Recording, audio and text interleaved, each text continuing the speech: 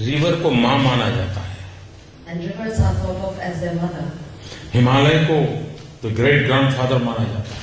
And the Himalayas are the great grandfather. यानी पूरा universe एक परिवार है। ये भारत के हर बच्चे के जहन में होता है। And in fact, it's actually running like blood among all Indian children. That entire universe is a family. मैं मेरे बचपन की एक घटना आज आपको सुनाता हूँ। हम बहुत ही गरीब परिवार से आते हैं, बहुत सामान्य परिवार में मेरा जन्म हुआ। तो मैंने सुना है कि हमारे चाचा वो लकड़ी का बिजनेस करना चाहते थे, किसी के साथ मिल करके, जो जलाऊ लड़की की लकड़ी जिससे रसोई बनती है, तो किसी के साथ वो पार्टनरशिप करके लेबर ये करेंगे और जो कमाई होगी उसका 50-50 मिलेगा। ऐसा कुछ तो भी हमारे किसी चाचा ने तय किया था। I'm going to relate to you an incident which I remember as a child.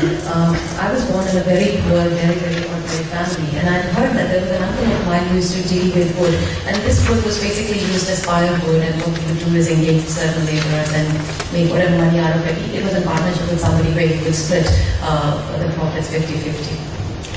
तो हमारी जो दादी माँ थी, ग्रैंड मदर थी, उनको जब पता चला कि मेरे अंकल ये लकड़ी के बिजनेस में जाने वाले हैं, गरीबी थी, कुछ न कुछ तो व्यवसाय करना जरूरी था, लेकिन हमारी ग्रैंड मदर ने उनको कहा नहीं, ये तो हिंसा है, पेड़ काटना और उस काट करके पेड़ को बेचना ये हिंसा है, ये पाप है, ये तुम नहीं कर सकते, भूखे मरेंगे लेकिन ये पाप हम नहीं करेंगे।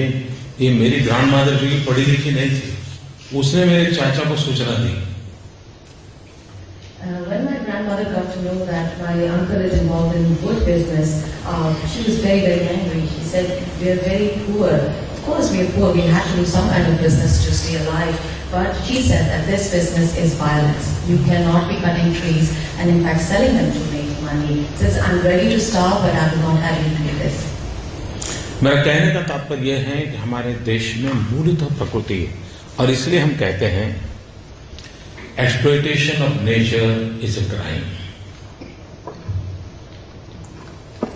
आपको ज्यादा से ज्यादा मनुष्य के नाते मिल्किंग ऑफ नेचर इतना ही अधिकार है। जैसे आप गाय से दूध दो सकते हैं लेकिन गाय को मार नहीं सकते, ये ट्रेडिशन हमारी परंपरा में रही है। And I would also like to share with you that in India we often say that exploitation of nature is crime. So of course we do need nature to sustain ourselves. So what we call instead is that human beings should only milk nature. Milking nature means like when you milk a cow, you can get the benefits of nourishment from the milk that you get from the cow, but you can't kill the cow. आज दुनिया में एक शब्द प्रसिद्ध हो गया है, climate change, और हम सब बोलते हैं क्लाइमेट चेंज। मैं आपसे पूछता हूं, क्या ये टर्मिनोलॉजी सही है क्या? Very often now we hear this word called climate change, and I really want to know from you, do you think that this terminology is right? हकीकत तो ये है, जैसे हमारे परिवार में जो बूढ़े लोग होते हैं, वृद्ध लोग होते हैं, 70 ईयर ओल्ड, 80 ईयर ओल्ड, वो क्या कहते हैं, इस बार ठंड ज्यादा है, पहले से ठंड ज्यादा है। क्या ठंड ज्यादा है कि उसकी जो सहन करने की ताकत है वो कम हुई है? Very often we see in families, in reality what happens, suppose there is a family and the old people in the family, let's say people between 70, 80 and above, they often say, you know what, it's colder this time, it's colder than last year. I really want to know, do you think it's really colder this year, or is it that the tolerance level of the particular 70 or 80-year-old person has diminished? हम भी अपने आप को पूछे, क्या एक climate change है कि हमारी हैबिट चेंज है? हकीकत ये है कि हमारी आदतें बदल गई हैं, जिसने क्लाइमेट को भारी नुकसान किया है। हमने प्रकृति के संघर्ष किया है, और इसलिए हम इस बात के एडवोकेट हैं कि हम प्रकृति के संघर्ष के बजाय प्रकृति के साथ संवाद करें, प्रकृति के साथ जिए। और अगर हम प्रकृति की रक्षा करेंगे तो हमारी भी रक्षा होगी। So I think it's a good idea to take a moment and ask yourself, really, has the climate changed, or is it us that has changed? In reality, I feel it is us who have changed, our habits have changed, our lifestyles have changed. And I think what we have been doing is actually we've been fighting with nature for way too long. I think in this situation, what I advocate or we advocate is that we should not be fighting with nature. We should be communicating with nature. We should be living with nature. And once we make sure we protect nature, nature will protect us. आप में से इस प्रकार के विषय पर किताब पढ़ने का कितने लोगों का शौक है?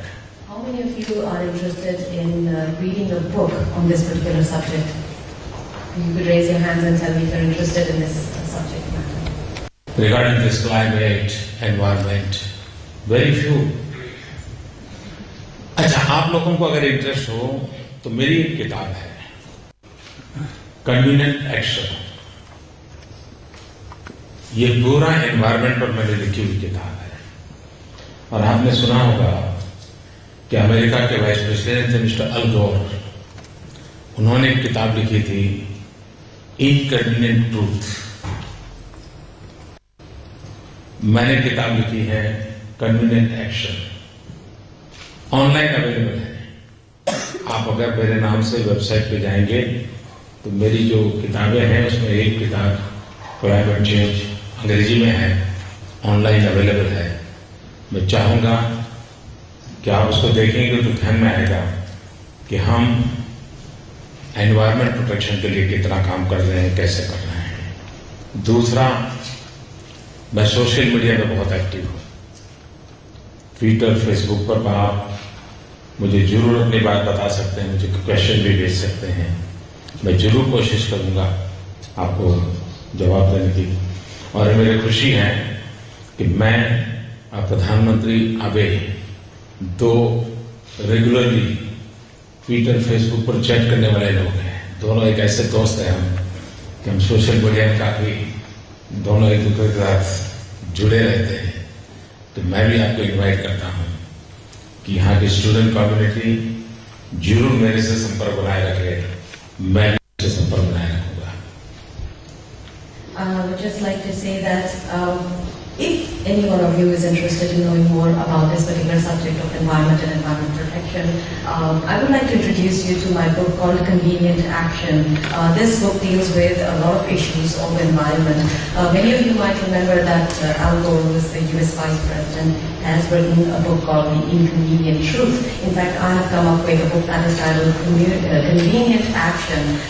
This is available online, it's in English. And if you search by my name, one of the books that I've written would be this Convenient Action. And if you're interested and you read it, you would actually know what we think about nature and environment protection. In fact, I would also like to take this opportunity to let you know that I'm very active on social media. You can find me on Twitter and on Facebook. And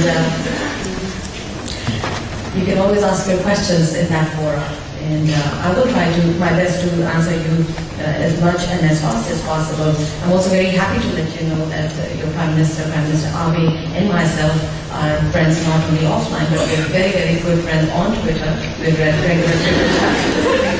And very, very well connected. And I would urge you, I would be very happy if I can be connected with the student community here and look forward to staying in touch. Thank you. Thanks a lot.